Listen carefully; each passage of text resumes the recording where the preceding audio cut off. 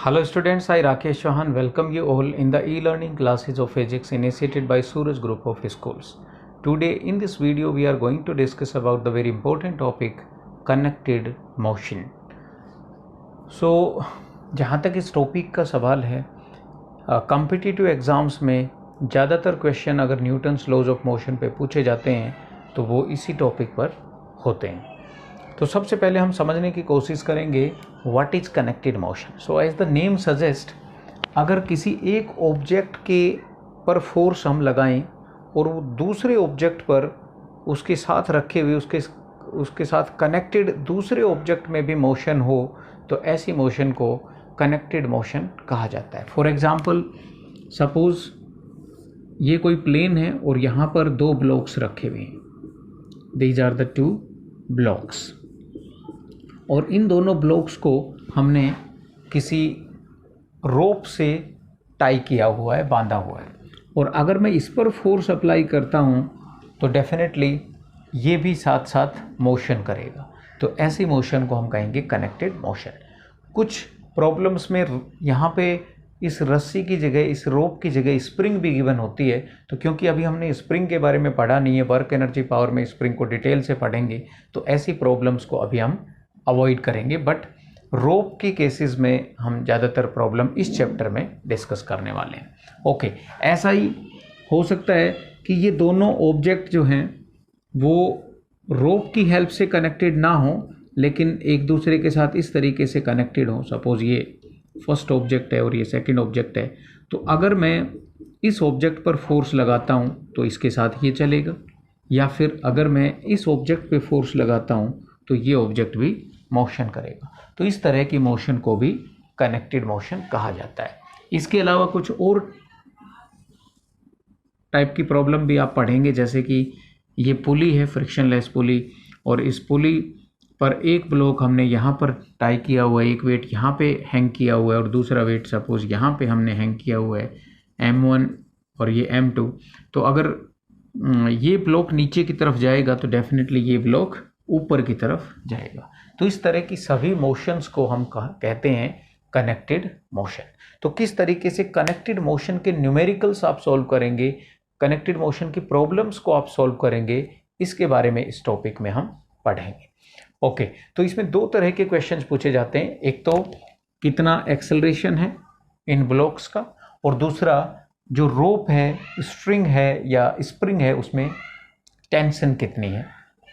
Normally string में tension की हम बात करेंगे। So tension is a kind of force, you must remember, but tension एक ऐसा फोर्स है जिसकी जो डायरेक्शन है वो स्पेसिफाइड नहीं होती। मतलब अगर मैं इस ब्लॉक की बात करूंगा तो रस्सी में टेंशन ऊपर की तरफ लेंगे, जबकि अगर मैं इस पुली की बात करूंगा तो रस्सी में टेंशन नीचे की तरफ लेंगे। तो और मैग्नीट्यूड दोनों का सेम रहेगा, बट इस ब्लॉक के लिए टेंशन ऊपर की तरफ काम कर रही है और इस पुली के लिए टेंशन नीचे की तरफ काम कर रही है। बिल्कुल ऐसे ही इस ब्लॉक के लिए टेंशन ऊपर की तरफ काम कर रही है और इस पुली के लिए टेंशन नीचे की तरफ काम कर रही है। तो एक चीज़ हमें ये ध्यान रखनी, जब इसके अलावा टेंशन की वैल्यू तब तक चेंज नहीं होगी जब तक कि स्ट्रिंग का कोई पार्ट जो है वो अलग ना हो। जैसे यहाँ से यहाँ तक जो स्ट्रिंग का पार्ट है वो सेम है, इसका मतलब यहाँ पे जितनी टेंशन होगी उतनी टेंशन यहाँ भी होगी। लेकिन अगर मैं इसी के नीचे एक दूसरा ब्लॉक लगा देता हूँ तो अब ये स्ट्रिंग का पार्ट यहाँ से यहाँ तक अलग हो गया और ये स्ट्रिंग का पार्ट अलग हो गया, तो इसमें जो टेंशन होगी उसको हम T2 से रिप्रेजेंट करें। तो टेंशन के बारे में ये चीज़ आप ज़रूर ध्यान रखें, तो आपको किसी भी न्यूमेरिकल में कभी कोई दिक्कत नहीं आएगी। ओके, बट हम इसको ट्रीट करेंगे एज ए फोर्स। टेंशन की यूनिट भी न्यूटन ही होती है, मतलब it's a kind of force, but force की एक पर्टिकुलर डायरेक्शन होती है। यहाँ टेंशन की जो डायरेक्शन है वो इस ब्लॉक के लिए ऊपर की तरफ और इस पुली के लिए नीचे की तरफ। ऐसे ही अगर मैं इस T2 की बात करूँ तो इस ब्लॉक के लिए T2 नीचे की तरफ काम कर रहा होगा और इस ब्लॉक के लिए जो T2 है वो ऊपर की तरफ काम करेगा। तो ये चीज़ हमें ध्यान रखनी है। Okay, so let us discuss a real time problem. Okay, so let us discuss the real problem. Suppose ये हमारे पास फ्रिक्शनलेस पुली है और इसको हमने इस रोप की हेल्प से M1 और M2 मासेस जो हैं उससे सस्पेंड किया हुआ है। M1 और M2 मास हमने इस पर लटका रखे हैं। ओके, तो ये जो स्ट्रिंग है ये हमने अज्यूम किया है कि आइडियल स्ट्रिंग है। आइडियल स्ट्रिंग का मतलब होता है इट इज़ इनएक्सटेंसिबल, मतलब कोई वेट लटकाने से ये बहुत ज़्यादा इसमें लेंथ में एक्सप्रेशन या आप कह सकते हो एक्सटेंशन नहीं होता है। ओके, तो अब यहाँ पर हम डिस्कस करते हैं कि सपोज M2 जो है वो M1 से बड़ा है, तो डेफिनेटली ये नीचे की तरफ एक्सेलरेट होगा ए एक्सेलरेशन से, क्योंकि यहाँ पर नीचे की तरफ इस साइड में जो राइट साइड में जो फोर्स है, ये जो ब्लॉक है इसका फोर्स ज़्यादा है इसकी कंपैरिजन में, और क्योंकि पुली फ्रिक्शन लेस है इसलिए ये ए एक्सेलरेशन से नीचे की तरफ एक्सेलरेट होगा। बिल्कुल वैसे ही ये जो ब्लॉक है ये ए एक्सेलरेशन से ऊपर की तरफ एक्सेलरेट होगा। तो एक तो हमें एक्सेलरेशन फाइंड आउट करना है, दूसरा डेफिनेटली और जो रोप है, स्ट्रिंग है, इसमें टेंशन होगी, और जैसा कि हम डिस्कस कर चुके हैं, अगर इस ब्लॉक की बात करूं तो टेंशन ऊपर की तरफ, अगर मैं इस पुली की बात करूं तो टेंशन नीचे की तरफ। ऐसे ही इस पार्ट में भी टेंशन टी होगा, क्योंकि ये रस्सी कॉमन रस्सी है, कॉमन रोप है, इसका मतलब यहाँ से यहाँ तक सेम टेंशन रहेगी। और इस ब्लॉक की भी बात करूँ तो टेंशन ऊपर की तरफ होगी और टेंशन की वैल्यू टी होगी। सो ऐसी प्रॉब्लम्स में नॉर्मली एक्सेलरेशन और टेंशन की वैल्यू पूछी जाती है। तो इस तरह की प्रॉब्लम्स को कैसे सॉल्व करेंगे, इसके लिए हम एक free body diagram approach use करेंगे। फ्री बॉडी डायग्राम, जिसको शॉर्ट में हम FBD भी बोल देते हैं, FBD। फ्री बॉडी डायग्राम का मतलब है कि जब जैसे आप M1 मास को कंसिडर कर रहे हो, तो इसके अलावा हम किसी भी और दूसरे ऑब्जेक्ट को कंसिडर नहीं करेंगे। हम केवल ये देखेंगे कि M1 मास पर कौन कौन से फोर्सेस काम कर रहे हैं। ऐसे ही जब आप M2 बॉडी का फ्री बॉडी डायग्राम बनाएंगे तो हम केवल M2 से कंसर्न रहेंगे कि M2 पर कौन कौन से फोर्सेस लग रहे हैं, बाकी सबको भूल जाएंगे। ऐसे ही जब आप पुली को फ्री बॉडी डायग्राम मानेंगे और इसको सॉल्व करेंगे तो हम बाकी सब सिस्टम को भूल जाएंगे। तो इस तरह का आपको यहाँ पे अज्यूम करना है, और इसी को हम कहते हैं फ्री बॉडी डायग्राम। तो सबसे पहले चलो M1 मास जो है इसका फ्री बॉडी डायग्राम बनाते हैं। तो M1 पर कौन कौन से फोर्सेस लग रहे हैं, तो आप कहेंगे सर ऊपर की तरफ टेंशन T, नीचे की तरफ इसका वेट M1G। ओके, ऐसे ही M2 पर ऊपर की तरफ टेंशन और नीचे की तरफ M2G। अब हम इजीली M1 और M2 का फ्री बॉडी डायग्राम बना सकते हैं। तो सपोज हम बना रहे हैं FBD फॉर मास M1, और फ्री बॉडी डायग्राम बनाने के बाद हम एक्सप्रेशंस फाइंड आउट करेंगे, इक्वेशंस फाइंड आउट करेंगे। और आपको पता है दो वेरिएबल हैं A और T, तो इनको फाइंड आउट करने के लिए हमें मिनिमम दो इक्वेशंस चाहिए। तो एक बार फ्री बॉडी डायग्राम M1 का बनाएंगे, एक इक्वेशन आ जाएगी। फ्री बॉडी डायग्राम M2 का बनाएंगे, दूसरी इक्वेशन आ जाएंगी। दो इक्वेशन, दो वेरिएबल इजीली सॉल्व किए जा सकते हैं। सो FBD for M1, this is suppose M1 mass.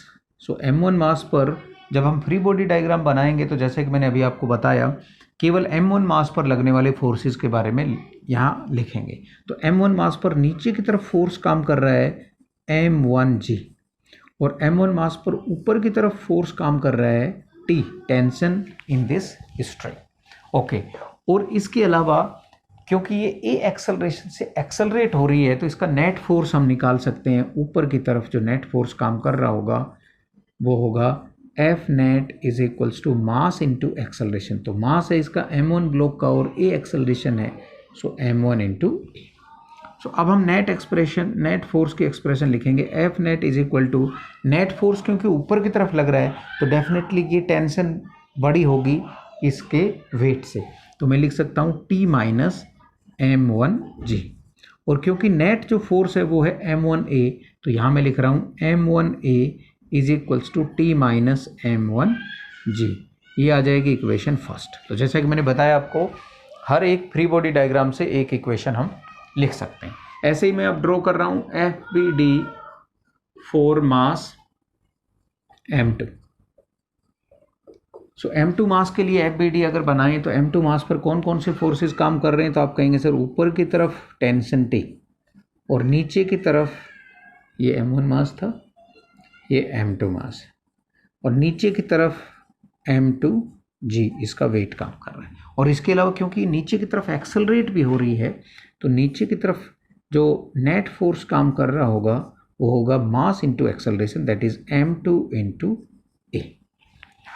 Okay, अब फिर से हम एक्सप्रेशन लिख सकते हैं, net force is equals to, अब इसका वेट बड़ा होगा टेंशन से क्योंकि मास m2 नीचे की तरफ मोशन कर रहा है इस वजह से, तो इसको लिखेंगे m2g माइनस टेंशन t, और यहाँ नेट फोर्स आ जाएगा mass into acceleration, that is m2a, so m2a is equal to m2g minus t।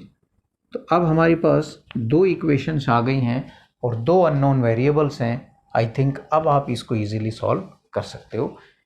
तो मैं यहाँ पर इसको आपके लिए सॉल्व कर रहा हूँ।